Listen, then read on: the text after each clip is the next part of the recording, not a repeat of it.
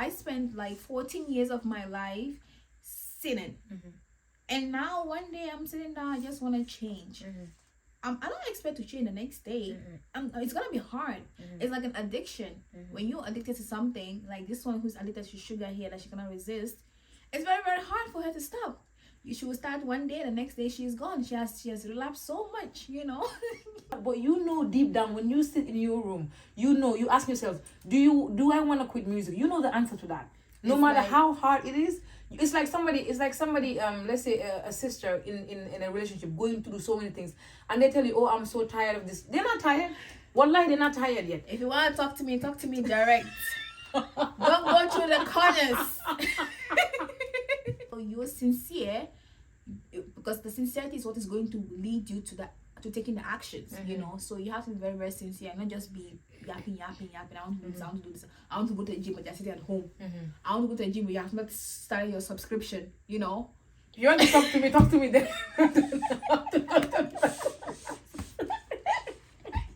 كنت تعانق دمعة الفكر تناجي الله في صبر وترجو رحمة تسري فعاش القلب إخلاصا وصرت تحوم كالطير تحلق في ثقافات وتنهل من ربى الخير ترى ما زلت.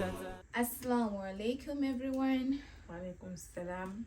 Welcome. Warahmatullahi wabarakatuh. Welcome to another episode of Chat and Chuckle, collabing with Afri Ninja, you know. Thank you all for your support and your patience. It's been a while we uploaded a podcast. Really? I think so. It's been over a week or so. A week is not bad now. I don't know. But so that, yeah. you know, when you listen to one video, you ponder, you reflect, you think about it. Not bombard you with videos and, podcasts. That's what she said. But anyways, thank you all for your support, your subscription. We've been seeing it and we're like, oh my god, this is so well, it's giving a little bit of anxiety, but at the same time I'm excited because it just shows that you guys kinda like or vibe with what we're saying, and we appreciate that. It's not that we're just gonna blowing. But yeah, anyways, I'm Aisha, and this is, you don't know my name. Is this You Don't Know My Name? Yeah. I'm Yassi. And we're your hosts.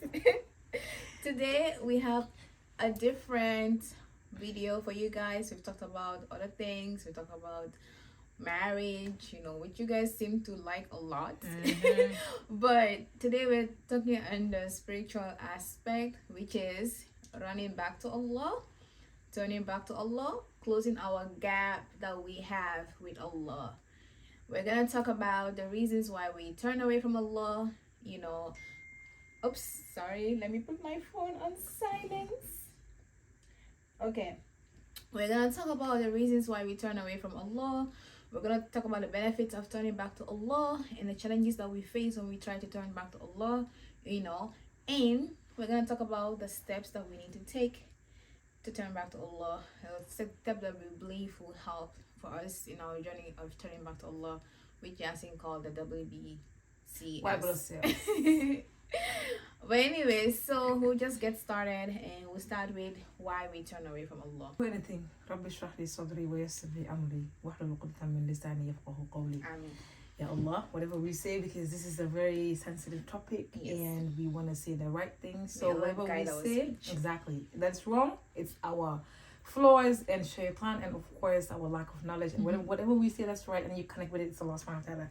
And like Aisha said, it's gonna be divided into 4 points: the why, the benefits, the challenges, and the steps taken. So we'll get right into it as to why people turn away from Allah subhanahu wa ta'ala. I would just like to preface by saying that there are like so many reasons, but these are just like few reasons that we basically come up with. Number one on the list is relationships, and this is broken down into, I have like various parts, and number one is toxic. For example, we see people, especially in marriages, people using Islam to abuse the other person, to abuse their spouse. And mostly you see people blaming Islam. And I tell these people, this is why you have to differentiate, Islam and Muslims. and also Muslims too. I want to speak my language. Muslims too, because people have this idea that, oh, Islam is perfect, so why are Muslims not perfect? And the idea of, oh, well, they are practicing Islam, exactly. So technically, if you're doing this, it means Islam allows it. Exactly. But not really. So people be abused, and then you see some women. This is why they resort to marrying. Like, they don't even care if the man is Muslim anymore, because they say, well, all of this man has all the right qualities and they're not Muslim, but this man is Muslim and has all of the wrong qualities. So why should I go for the Muslim man? That's no excuse for you to marry somebody who's not Muslim anyways. And the other thing, it's also parents. This is parents using Allah as a weapon. Always, it's like you see parents when because they are mad, they're angry, they make it look like Allah is angry at their child. Oh, if you don't do this, Allah is gonna punish you. Or if you don't do this, Allah is mad at you. So that child grows up not knowing Allah subhanahu wa ta'ala, thinking that the only thing Allah does is to punish him or her. So they get to a point where you know, as they grow up, they're like, what's the point? Why am I heading towards Allah subhanahu wa ta'ala? There is no point. And the last one on the list about relationships is bad influence, friendships. This could be from your family members, but mostly friendships, wanting to fit in. And I have a story of mine, just a brief story. It's like me when I came and I was hanging with the wrong crowd. I know right from wrong, but I wanted to fit in, so I was using profanity and my hijab. I was basically a cowboy. So these on the relationships, these are three points that could cause somebody to basically walk away from Allah subhanahu wa ta'ala. So number 2 as to why somebody would or why we would, I would just say we would walk away from Allah subhanahu wa ta'ala is sinning. And that this is especially when we like, how do I say this? We take sins lightly. You know, that's small sins. Exactly. Some of us we would sin because of 2 reasons. One, because it's a minor sin. 2, it's because I'm not killing anybody. It's just a one-time thing. And then they say, don't look at the size of the sin. Look at who you're going against. Exactly. And small sins are like, basically, if you try to save up money, you start with coins. After so many years, you're gonna have a lot of it. It's gonna be heavy. True. Those coins are gonna be heavy, and that's how small sins are. When you keep repeating the small sins, at some point they become major. The Prophet ﷺ said one of the things that he feared for his ummah is the small sins that we take for granted. You know, I'm stealing $2. I'm not stealing $1,000, so it's still stealing. You know, it's like justifying stealing from a rich person. Like you say, well, it's not gonna hurt their bank account. You know, I'm poor. It's no excuse. Like we should do our responsibilities regardless if the other person is not doing their responsibilities. And if we have this idea of this mindset of like not taking sin seriously, it brings like loopholes. You'll basically start to find loopholes in the deen. You know, for example, Allah will tell you don't go near zina. You say, well, technically, okay, I'm like 5 meters away. That's okay. No, you know, you'll find loopholes, and it's or don't follow the footsteps of shaitan. You're like, well, I'm not following it, but I'm like around it. I'm just observing and stuff like that. Exactly. So taking sin slightly also, because we think that, oh, I'm just doing it. It's a one-time thing, but it's gonna be, like you said, it's gonna build up, and at some point, it's gonna become a bad habit, and it's gonna be very hard to walk away from. The other thing also, especially, I love this one, is not knowing Allah subhanahu wa ta'ala. Before I thought, you know. Well, before I say what I thought, but it's like I was talking to this sister, and she said something very important. She said that worshiping Allah subhanahu wa ta'ala and knowing Allah subhanahu wa ta'ala is 2 different things. You could be praying, you could be, you know, giving zakah, you could be fasting, but you don't know Allah subhanahu wa ta'ala. And that is why to you, the praying you're doing, the act of worship is just, I have to. So you don't find any love in what you're doing. It's like basically a chore. It's like a burden. Oh my God, it's like I have a task to pray. that you have to fulfill. You Exactly. just fulfill it. It's just like brushing your teeth. Okay, I have to pray. Yeah. But when you know Allah subhanahu wa ta'ala, at some point you are looking forward to praying. Thank you. It's like sometimes when we're in our period and like, oh my God, I cannot wait to start praying. You know, that break is it really be taking us somehow.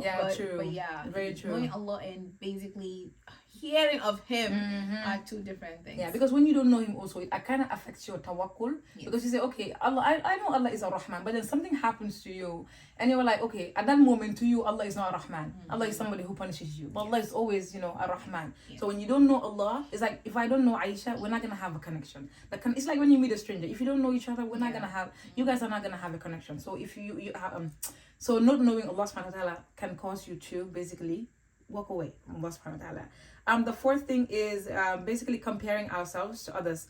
And this, I know some people are like, well, how does that? But this breeds like questions like, I have been doing things, especially when it comes to halal things. I have been doing things the halal way all this time, and Aisha is here, doing haram things, and she's getting everything she's supposed to be getting. So what's the point? And it's crazy because our eyes, we don't see things we think we're seeing, but we're actually not seeing things. And it's also like, for example, when you see non-Muslims and they are literally having a lot, and you're like, okay, I am a Muslim, I have, God, Allah is Allah for everyone. Let's put that at the back of our mind. It's not just Allah for Muslims, okay? But then the thing is, you look at it, you're like, okay, I'm praying 5 times a day, I'm doing this and that and that and that, and I cannot even get a quarter of what this person who is not praying, who doesn't even remember God, and they're having all those things, True. But we have to remember that Allah said that there are some people, He's giving them this dunya, and He's taking away the akhirah from them. And you don't want to be those kind of people. You don't want to be another category. So we need to, as much as it's hard sometimes to not compare ourselves, do what I do. If I see anyone on the social media that is starting to put a little bit of jealousy in my heart, do not recommend. Probably block, So we have to stop the idea of comparing and saying, oh, I'm doing this and that. Allah is not giving it to me. So maybe if I stop, maybe I also have it because they're not doing it. They're not doing the worship I'm doing, and then they're having. Maybe I should stop also, and then I'll have it. And some people, they start to have it, and they think, oh, I'm not worshiping Allah, I'm not doing anything, and I have all this thing in my life. I have all these things. You think you're fulfilled. You're not fulfilled. Allah has withdrawn. Allah has taken the akhirah from you. True. I think somebody was talking about, but then you guys are here talking about, you have to do the halal way of meeting somebody. How will you know someone without dating them? People are here marrying. They see that somebody, for example, I married a man I'm dating, so Aisha will see that, well, Yasin with her it succeeded, so I'm gonna do it. No. Like I said before. And also people's paths are different. Exactly. Maybe if you, like, for example, you be an example. Allah will use you as an example. Right. Allah will use you as an example. We don't want to be examples for people, It's like 2 people. It's just a bad example. Yeah. It's like 2 people. One person eats some food and they are fine, and you go eat the food, you have food poisoning. Your systems are different. Yeah. Your immune systems are different. Just because somebody did it, you see that the food is probably going bad and they eat it and they're fine, you think, oh, okay, I can eat it also. And then you go get sick, So it's the same thing. Someone is doing something, they look fine, but you don't know what's going in between. You don't know anything. You don't know what their path is looking like in the future and all that. So just because somebody is doing it, doesn't mean you have to do it. If you see somebody, like our parents will always tell us, if you see your friend jumping off the cliff, are you gonna jump off the cliff? If you see your friends putting their hands in the fire, are you gonna put your hands in the fire? No. So we need to cut that out of our head. Yeah, the last reason why people turn away is being too attached to this dunya and its materials. Allah SWT said in Surah Ankabut, ayah 64, that this world life is no more than play and amusement, but the hereafter is indeed the real life, if only they knew. We are weak and we go after things that are weak, and it makes us weaker. It makes us weaker. And you realize that we're weak if, like, for example, you have something and it's taken away from you, and we get heartbroken because we're attached. Everything in this dunya, emotions, materials, they're fleeting. They're gonna walk up, like they're gonna go away. They're not gonna stay with us forever. Yes. You have somebody, you have a child, you have a wife, you have a husband, you have a kid, you have money. Anything that you have in this dunya is an amana. It was entrusted to you by Allah subhanahu wa ta'ala. And He can take it. Exactly. There will come a time He will take it away. So if you were so attached to this thing, when Allah takes it away, you are left heartbroken, and you no longer have that connection with Allah subhanahu wa ta'ala, because the connection was there because the materials were there.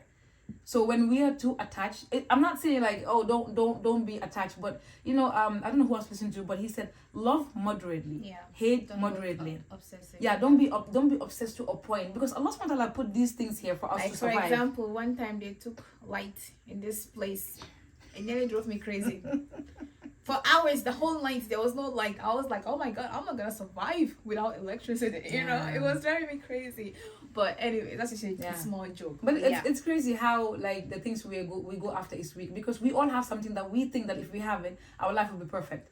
Like, a perfect example is my car. I wanted a car, and I said, if I have a car, all my problems will be okay. Let me tell you one thing.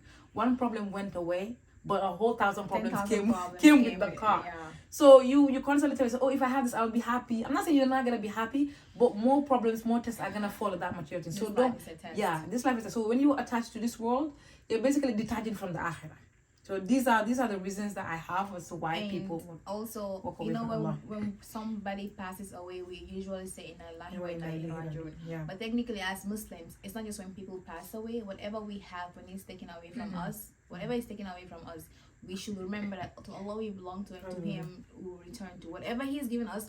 It belongs to Him, and if He's taking it away from us, it's returning to Him. So we should have that also in mind. Exactly. One more thing I want to add to why we turn away from Allah is our bad experiences in life that we've like basically experienced. You know, she talked about relationships in that aspect, but also it could be an event that happened in your life. For example, I had somebody who told me that they stopped praying. And they didn't want to go back to praying because something happened to them. And if Allah loved her, why would Allah make that thing happen to her? And honestly, I try not to be judgmental, but it was too hard because that person was the one who consciously went to sin, and the sin was exposed, you know. And basically she got angry at Allah for why the sin was exposed, you know. And how we react to this is very important, you know. Allah probably exposed that sin, you know, for you to learn something. Maybe that was the best for you in that situation. Maybe if that it didn't expose, you have gone to kept doing it, and will have led something worse, way worse, or way more embarrassing for you, you know. But our bad experiences happen to us, and because us human beings, we don't like shame. We don't like it when people, we don't like to be shamed, basically. So they felt like they were being shamed, and you know, and they turned away from Allah. So that's also another reason. Our bad experiences, our bad events that happen in our life, we feel like Allah did not look out for us, and because of that, we'll also abandon Him. But we don't abandon Allah, we actually abandon ourselves. You know. So the benefits of us turning back to Allah, okay? So there are so many benefits, and I'm just gonna mention a few because our main purpose of this video is talk about turning back to Him. We just want to brush through these parts first. So the first thing that we have to know, when we turn to Allah, when we ask for His forgiveness, Allah said in Surah Nuh verses 11 and 12 that when we seek for His forgiveness, He will send us down abundant rain from the sky. He will give us abundant wealth and children. And He also open us gardens and rivers. So these are all the benefits that we can get when we go back to Him. And also another blessing is the blessing in this life. You know, I know some people are like, you know, like we are seeing all these people who want to turn to Allah and they have all this luxury and stuff like that. But you know what many of them also suffer from is the emptiness. A lot of people are like, they feel empty. I've seen people, what they do is just go to bars, hop bars and bars, trying to feel in some emptiness in them. But they don't realize that what they lack is that spiritual connection to God, you know. So Allah said in Surah Araf verse 96, Allah also let us know that the people of the heights, if they had taqwa, if they had consciousness of Allah, Allah would have basically given them more, you know, because they didn't have any consciousness of Allah. Basically, Allah destroyed them. And I'm thinking that's actually the people of Hud. Yeah, I'm thinking that's the people of Hud, you know. Those people, Because they were strong. They could build anything, houses on mountains. They thought they had everything. They were wealthy and everything. But they lack that consciousness. They lack that consciousness of Allah. Another benefit is your afterlife, because we know that this dunya is temporary. It's not permanent. There is no way anyone thinks that this dunya is permanent. if it was permanent, I don't want to be here. Oh my goodness gracious Lord, no. I'm tired. No, we are not reincarnating. We are resurrected. It's fine. I've done that. It's fine. No. You know, so the afterlife reward, that's what we want. Obviously no one will enter Jannah without Allah's mercy. We know that. But the thing is, what are we doing to try and get that mercy? You know, I'm not saying, you know, Allah knows best. Allah knows He's gonna forgive and all that. But like living a life of intentionally sinning and saying that, oh yeah, Allah, I'm relying on your mercy. Hey, I cannot judge that. Allah will judge that. But let's try to improve ourselves and better ourselves and do what He says, so that we can actually gain His mercy. And also to Al-Imran verse 185, Allah reaffirms that every soul shall taste death. and you will surely be given your full compensation on a day of resurrection. So whatever you do, Allah is telling us you're going to be compensated for it. When you do bad, you're going to be compensated for that bad. When you do good, you're going to be compensated for that good. So you don't want to go there with a scale of sins, and he's going to compensate that to you. Like, what does that say? Like, what does that say for you? You know? And we all know the hadith of, it's a hadith, right? Of how we'll all be resurrected with the people that we love. Oh, yeah. So if you love this life of haram, life of sin, you resurrect and then you turn Yasin Karun, Yasin Fir'aun. You don't even need to ask for punishment. Just walk towards the fire. You turn, you're just seeing Karun on your left, Fir'aun on your right, Abu Jahl on your, Abu Lahab on your. Aisha, why are you making it worse now? Fir'aun is already worse. Like that one, what does that say for you? You know. So we have to really try to do good and hope and have hope in Allah's mercy that He will compensate for us. He will compensate us for that good that we've done. You know, and also forgiveness of sin. There are several verses of the Quran where Allah said when we ask for forgiveness sincerely, He will forgive us. But why do we doubt Him? I don't even know. Why do we think He will not forgive us? I don't know. I think it always goes back to the fact that we haven't forgiven ourselves for the sins that we've committed. So we be productive. And we think that Allah will not forgive us. Allah did not say that. That is your own projection on Him. But Allah said, if your teacher tells you, read from page 5 to 10, you can be some very, someone who's not trusting and read the whole page, the whole book, and then the exam questions come and it's from 5 to 10. And then you waste your whole time reading the whole book, because you don't trust, you have trust issues, But Allah is telling you to trust Him. Allah is telling you to trust Him that when you ask for forgiveness sincerely, He will forgive you. And there are several verses. Allah said, "Oh my servants who have transgressed against themselves, despair not the mercy of Allah." Why do we despair the mercy of Allah? But that's another thing. We will get that forgiveness also. And Allah also said in Furqan verse 70 that for those who repent, believe, and do righteous work, Allah will replace their evil with good. So now you're worrying about all the sins that you've done. Allah is saying that if you repent sincerely, you continue to do righteous work, He will replace those with good. If someone tells that I'm going to replace your loans with actual money, not just pay it off for you, I'm just gonna pay it off for you, and I'm also going to do the amount of loan and give you that money, I'm gonna be sitting down like, that person should come there. Yeah, no. I don't think so. I don't think I believe that. No, you will try it out. So why don't you try this thing out? The inner peace that you will get when you go close to Allah. Girl, talk no, about because that like I said, some people have emptiness in them, but the inner peace. How you see how some people in the village they have Quran, and they are so smiley, they are so content and so happy. Meanwhile, some of us in the big cities, because we're just chasing this dunya and dunya, we think that whatever we have is not enough. More, man. We want to get more wealth. We're stressed. But you have the connection with Allah. You put Allah first. You have the inner peace. And I've experienced this where back in 2020, it was 2020. Yeah, but it was a very hard time, and it's not because of COVID. It's just some personal thing. But I used that time to connect more with Allah. They say when you lose something and you gain Allah, you haven't really lost. I use that time to gain closeness to Allah and all that. And honestly, even though things were still falling apart, I was not worried. I was really, really calm. I was having some really inner peace in myself, So you don't have that anxiety, because I struggle with anxiety also, You don't have that anxiety, that anxiousness. You will calm, your peace, because you know that Allah is in control. I just want to add one thing. If you don't have Allah in your life is you are aimless. that might sound harsh, but your life will not have any purpose, because which direction are you heading? Rephrase that. Okay. If you know of Allah and you don't have Him in your life, because some people don't know of Allah, okay? Because the back, going back to Allah is the only direction we should be heading. If you are not heading there, trust and believe you are heading into a dead ends.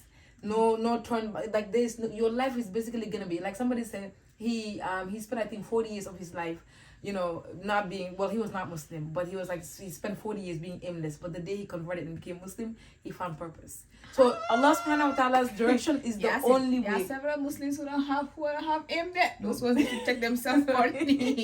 So yes, Allah's way is the only. If you want to navigate this whole dunya is a how do I say, it's a big giant fat nonsense place. And if you want to navigate it, Allah subhanahu wa ta'ala in the Quran is the Quran is the map, Allah subhanahu wa ta'ala's words. So please head towards Allah subhanahu wa ta'ala. It's calling you to come now, run that way. But anyways, that was beautiful, Sha. I realized I didn't add any benefits of my slide. So you skipped it. So you can, I forgot about it, but you carried. But okay, so we're gonna talk about the challenges. Do you want to do the honors or? No, you want me? Okay. So the challenges you face when you are going back to Allah subhanahu wa ta'ala, when you were thinking about it, basically, your number one enemy is shaitan. Shaitan will come to you telling you, you can't go back. You've done way too much bad. You've messed up things so bad. You cannot go back. And you start to believe that, oh yeah, I have taken so many steps to a point of no turning back. And one important thing you forget is that even though you've taken so many steps, Allah has always been there. It's not like Allah left you. He has always watched over you. It's funny because you say, oh yeah, I've walked away from Allah subhanahu wa ta'ala. You still, even though you walked away, you still needed him. Even if you have this for a second, you believe you didn't need him, you needed him. Your heart was beating. Who is making that happen? Yeah. Your sense of taste. And even your eyesight. Not just our organs, but there are times that people have walked away from Allah, or we have sinned, or we're not doing our basic obligations the right way. We are praying, we are doing it so fast and all those things. But still, Allah doesn't use that to punish us. Exactly. There are times that we still got what we wanted. He was still there for us. True. So now why do we think that we are coming back to him and he will not be there for us? Shaitan is just yapping in our ears, and then we're listening to him. Like, forget that yapper. Someone said that if he's reminding you of your past, remind him of his future. Literally. Yes. Write that down. Write that Tell down. him, sir, you're reminding me of something that has passed. Let me remind you of where you're going. Exactly. Okay? Because honestly, we think that, I've taken so much steps. It's like I'm so far, I can't even see Allah. Allah has always been near. He has never left your side. He said, I am closer to you than your jugular vein. Exactly. And this is your jugular vein. Allah said, I'm closer to you. The Prophet ﷺ, when he I don't know which Sahaba he was with, he basically asked us, he saw a woman with a child, and he asked basically the Sahaba, do you think this mother loves the child? I'm gonna let anything bad happen to the child. And the Sahaba was like, no. And he said, Allah loves us more than a mother loves their child. Oh wow. Because we've seen moms that their children would do nonsense and they will still defend that child. And we're like, what is wrong with you? This is not raising your child right. They will still defend their child. Allah loves us more than that. So we need to really, really understand that and let shaitan yap to the walls and not let it not get to our head. You know how someone is trying to give you advice and you blocked it out? You don't want to hear what they are saying. That's how it should be when it comes to shaitan. So Allah has always watched over you, even when you took those steps away.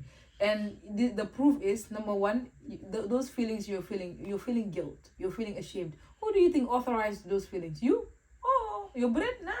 It's Allah subhanahu wa ta'ala. So he has always watched over you. So you are never, it only takes one thought for you to go back to Allah subhanahu wa ta'ala. Think it and then just don't even think twice. Because if the thoughts are not there, the feeling is not in your heart. Allah said that there are some people He has sealed their heart. There you are. And we've seen some people that they don't even think about, what am I doing? Is it wrong? No, because they are gone. But you have that in your heart. That is a good step for you. And you know who doesn't want you to go to a good step? Shaitan. Okay. So he ain't got none. Other challenge that we feel is people reminding you of your past. People don't want you to move forward. Every time we've seen this, every time you want to do something, they remind you, see?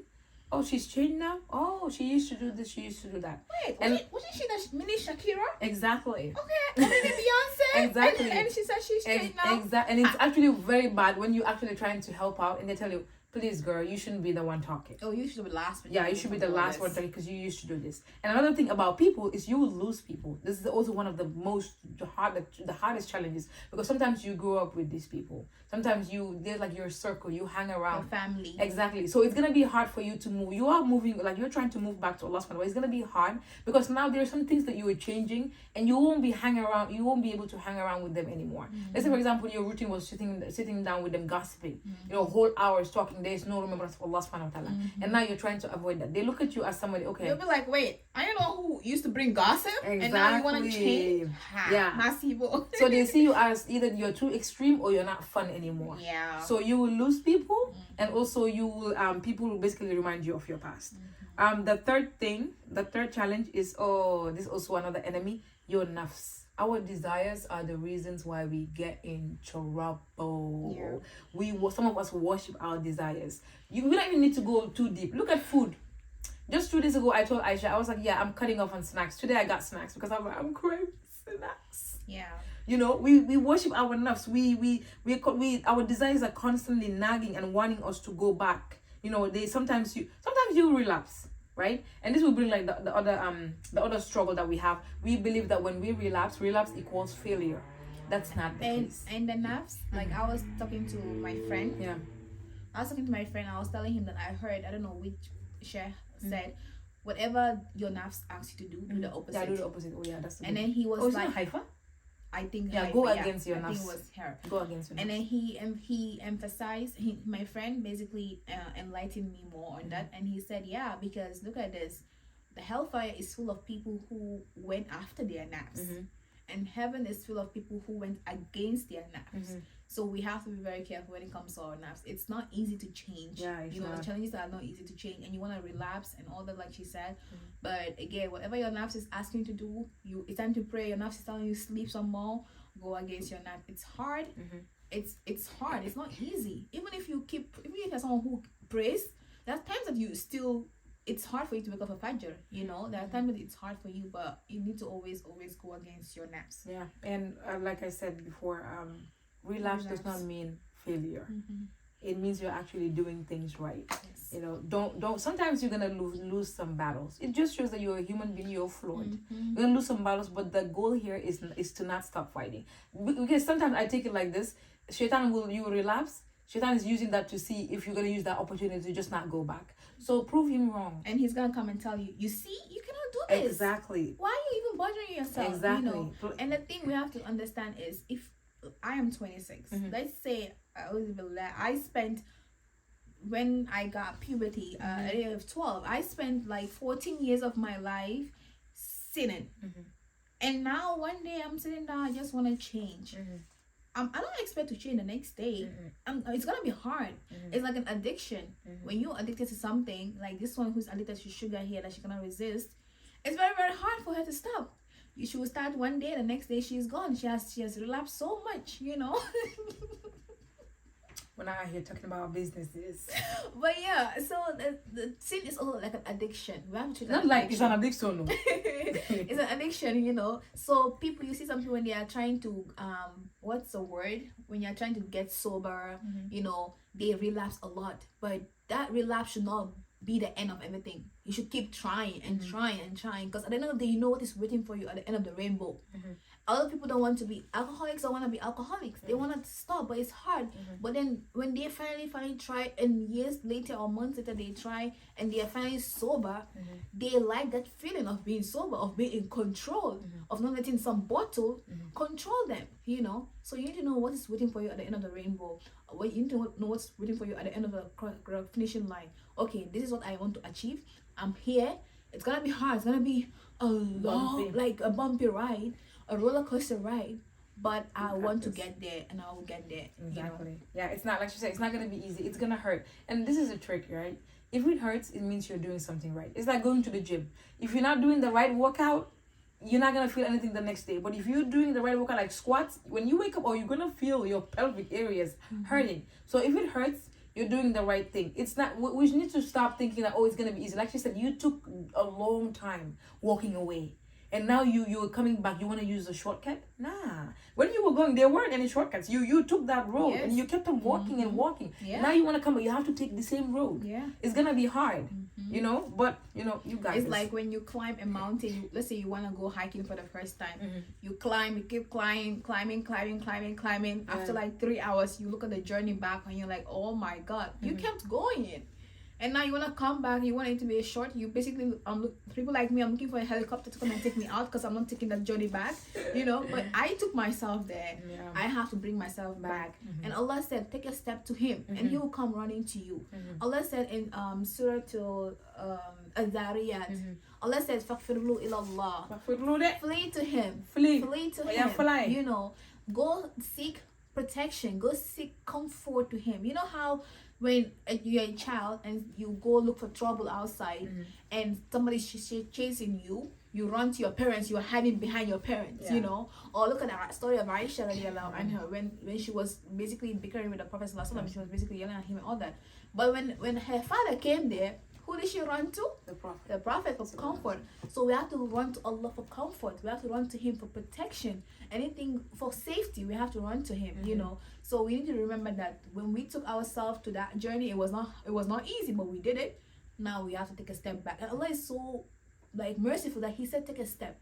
Wallahi, a step. He didn't say go and climb a temple. He didn't say take 300 stairs. He didn't say go and whip yourself with how does it call this whip lashes. Yeah. He didn't say none of that. He didn't ask us to punish ourselves for the sins. He didn't ask us to basically drown ourselves in our sorrows. He asked us to just sincerely repent. And take a step. He didn't even ask us to go to a third person. No. To intervene. No. You have to have a direct connection to Him. Wallahi. Just take a step. And that first step is you having it in your heart that I want to change. Ya Allah, I have sinned against myself, because it's not Him you're sinning to. You've sinned against yourself, I have sinned against myself. I have wronged myself, and I ask for your forgiveness, And Allah said He will come running to you. Like, you come and tell me you're at the junction, you're taking one step, I look at you like, who does you better come all the way here, Honestly. But that's not Allah said. Yeah. One more thing for the challenges, the weight of our sins. Like I said, the problem is sometimes we fail to forgive. We find it difficult to forgive ourselves because now that we're Allah conscious or God conscious, we now think of all the things that we've done.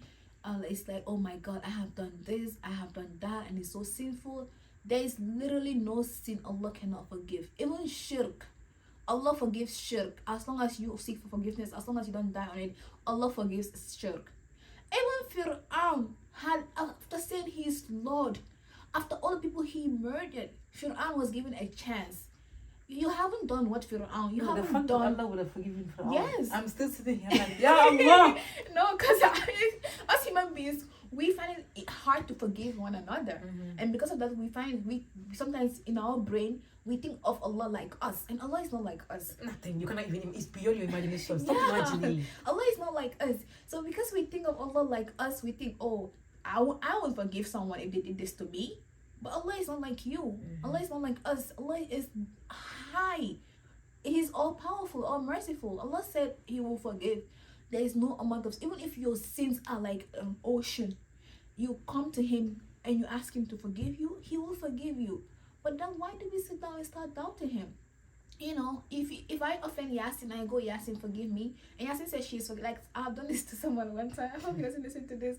But I was talking to someone about marriage, right? And after later on, I said I basically backed out, and I kept asking forgiveness for forgiveness, and they said they forgave me, it wasn't like I did, just because I felt like I disappointed them, and they want, like, I felt like I disappointed them, so I kept asking for forgiveness, that I didn't feel the same way, or I didn't want the marriage to happen or stuff like that, and they said they forgave me, but it was hard. I could not forgive myself because I felt like I disappointed a person. I could not forgive myself. I kept asking for forgiveness, and more my friends are like, girl, like, you didn't do anything wrong. It's better for you to say it no. So say no right now before later on it happens, and then it's just, it's bad. But still, I cannot find it in my heart to forgive myself, and I just kept wondering, did they forgive me? I was obsessing over it, And that's the thing about us also. We don't sometimes find it easy to forgive ourselves. So because of that, we keep doubting Allah's forgiveness of our sins, because in our mind, in our heart, oh my God, that sin is such a big deal. But Allah said what? There is no sin that He cannot forgive. There's also spiritual fatigue. Hey, if you're turning back to Allah, take it easy also. Some of us, because we feel like we have a lot to catch up on, we overwhelm ourselves with so much information, so much tasks that we have to do and all those things. At some point it becomes overwhelming, and then we just drop, we just leave everything. But we have to try and take it easy. I am not saying take it easy, pray one salah a day. For me, I never subscribe to that. Try to pray your 5 prayers, to the best of your ability. Try to pray your 5 prayers, but aside from that, with other things, try to take it step by step. Now we're going to the steps, to the tips to take to basically, stay on course. Yes. Towards Allah subhanahu wa ta'ala, because that's the only direction we want to go. And number one most important thing, just start. The sincerity. Just start. Yeah. Stop procrastinating. You feel the guilt, you feel ashamed. Those are your how do you say it? Is it a jump? I don't know if it's a jump starter or something. But those are your cue to start, to just turn back to Allah subhanahu wa ta'ala. But after that, like she said, sincerity. Be sincere. We have answers. We know what we want. We know if we want to stop doing something or not. Wallahi, we know. We sit here and we say, oh yeah, but it's hard. But deep down, when you sit in your room, you ask yourself, do I want to quit music? You know the answer to that. No matter how hard it is. It's like somebody, let's say a sister in a relationship going through so many things, and they tell you, oh, I'm so tired of this. They're not tired. Wallahi, they're not tired yet. If you want to talk to me direct. Don't go through the corners. Well, why do you have to use an example? It's the one that popped in my head. You couldn't use any other example? It's the one that popped in my head, though. It's the most relatable one. So you know the answer. Be sincere. Allah is not asking you for anything. He's not asking for a deposit. He's not asking for you to go and do anything. He's not even asking you to go and buy new clothes or go. No. Just be sincere. Oh, this is Yasin. I want to quit music. Yasin, do you want to quit music? Yes. You are going to quit. You are going to, because if you're not sincere, there is no step that you will take that is gonna work. No, because it's like going through TikTok and seeing a dawah video, like, I should start praying that, and then you scroll. Just scroll. You're not being sincere. Yeah, you're not being sincere. Sincerity you have to be in your heart. Exactly. Islam is very big on intentions. Mm-hmm. True. Actions are judged by their intentions. True. For example, your husband, you're in the marriage, your husband tells you, oh, I love you, or your wife says, I love you, but they don't do any act of love towards you at all. All they do is tell you, I love you. Mm-hmm. That's basically not enough, right? But if they don't even tell you, because a lot of our African homes, they don't even tell each other they love them, but the acts that they do show that this husband loves their wife, this wife loves their husband. It's the actions that are really, really important. So you're sincere, because the sincerity is what is going to lead you to taking the actions. So you have to be very, very sincere, and not just be yapping. I want to do this, I want to do this, I want to go to the gym, but you're sitting at home. I want to go to the gym, but you have not started your subscription. You want to talk to me then.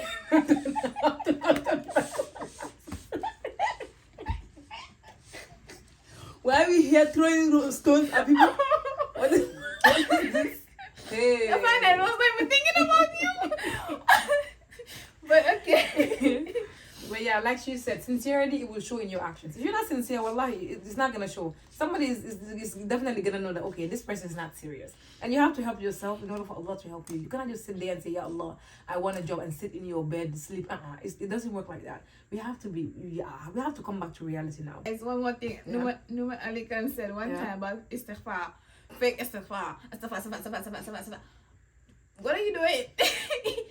What are you doing? You're not also being sincere, like, oh, I do 100 istighfar a day, but your istighfar is istighfar. You don't even know what you're saying, Yeah. So that is all part of the sincerity. Be very sincere with the actions that you're taking. Whatever you do, know that, okay, I'm doing this, my intentions are to do this and that, and then do them. And number 3 is accountability. We are human beings. We blame everyone and everything but ourselves. She even made an example when she was talking about when you go and do something, that person who went and sinned and the sin got exposed and he's blaming Allah for it. being mad at Allah subhanahu wa ta'ala.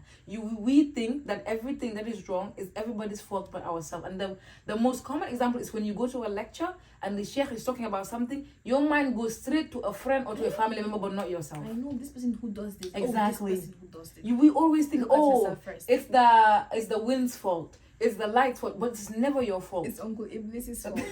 It's always him. Yeah, it's never our fault. It's like, for example, seeing there was this case in Western Gambia, seeing a man talking about blaming the girl child for being S8, and they basically said, oh yeah, it's because it's the mothers have to teach their daughters how to behave around a man. I'm like, this is the sheikh, the ustaz who's teaching her Quran. She got S8 by that. So you're telling me that, like, you have a Quranic class, a Quranic school. Yeah. People trust their kids to go there and learn Quran, and then you go and essay the child. But then people with half brain cells are saying that it's the child's fault. So wallahi, some were actually saying, oh, it's because men are weak. We just blame things. Take accountability for your actions. Exactly. If you don't take accountability for your actions, nothing is good. You will not be able to fix anything. Because you what you will have is just excuses upon excuses, and you're gonna have excuse and results. You have to pick one. So if you pick blaming other things, you will never have results because every time you will see the excuses all over you. Right. So Yasin, why not go to the wall? Because I don't know this and that. It will I don't have happen. clothes, but you're not buying clothes. You're waiting for clothes. You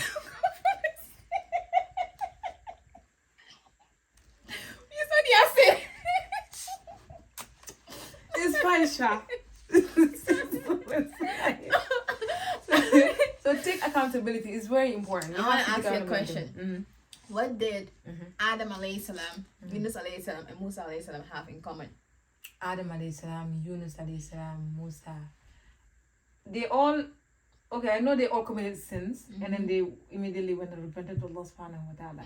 So basically they took accountability. You know, when Adam alayhi salam realized that he ate the fruit that he was not supposed to eat, he knows it was shaitan, because shaitan literally came and told him to do this, but he took accountability of his part that he played in that, in that sin. Him and Hawa alayhi salam, when Yunus alayhi salam, though I 100% still feel it was justified. When he left his people, Yunus was trust. When he left his people and he got into the whale, he also took accountability of his actions. He literally, sincerely, still repent to Allah right away. Actually, the thing that they have in common is how they, I think you said it, how they basically seek for forgiveness right away. And again, like I said, I think Yunus is justified, but it's like he had a part to play. Regardless of what his people were doing, he had a duty to fulfill, and he was supposed to stay and fulfill that duty. Musa alayhi salam, when he killed that man, he knew it was shaitan who basically got him to get into that fight and all those things, but he basically sought for forgiveness right away. So what they had in common is not just the accountability part, but also the fact that right away, when they realize they are wrong, they ask for forgiveness. The problem is, some of us, we wait. Yeah, we wait. And I've done this also, where it's like, when I found out it takes, I think, about 6 hours, for them to read, I'll be like, okay, let me see. So 12 o'clock, I'll wait till like 5:30. The audacity of the Muslims in this ummah. I'm like, okay, I'll wait like 5:30, and then 6 has gone, I've forgotten about it. You are supposed to seek for forgiveness instantly, And this is what Adam alayhi salam, Yunus alayhi salam, and Musa alayhi salam said when they were also seeking for forgiveness from Allah subhanahu wa ta'ala. Adam alayhi salam said to Allah subhanahu wa ta'ala, our Lord, because it was him and his wife, we have wronged ourselves, and if you do not forgive us and have mercy upon us, we will surely be among the losers. Look at that. Look at the beautiful words he used to ask Allah to forgive him. Yunus alayhi salam, the famous one, he said, there is no God but you. He glorified Allah. Glorified be you. Truly I have been of the wrongdoers. Wallahi. He said he has been of the wrongdoers, And Musa alayhi salam said, my Lord, indeed I have wronged myself, and so forgive me. I love that it's always, I have wronged myself, I am the wrongdoer, there's no Allah, Allah, you made me do this, Allah, you put this in my part, Allah, you gave me these people, what do you expect me to do? Wallahi. Allah, if you didn't want me to eat the fruit, why was the fruit there? You could have literally removed the fruit. Why we, oh Allah. Because some people would have been there. Allah Matuna explained. There was a big snake who came to me. It wasn't my fault. And Musa says like, well, you gave me the strength. I didn't even touch him. I didn't even touched him. He just died. It's not even my fault. I didn't do anything. I didn't even hit him. I basically, they were not there trying to justify anything. Justify saying, oh, she was wearing a short skirt, or she was wearing this and that. No. They own up to their action, the part that they played, and then they own it up, and then they sought for forgiveness. Even knowing that Shaitan was involved in some aspect, they still took responsibility for the part that they played.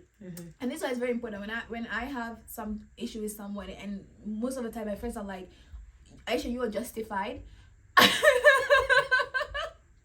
I still feel like, okay, even if to them and to everyone it's justified with what I have done, I feel like I still had a part. Ours is intense, is extreme.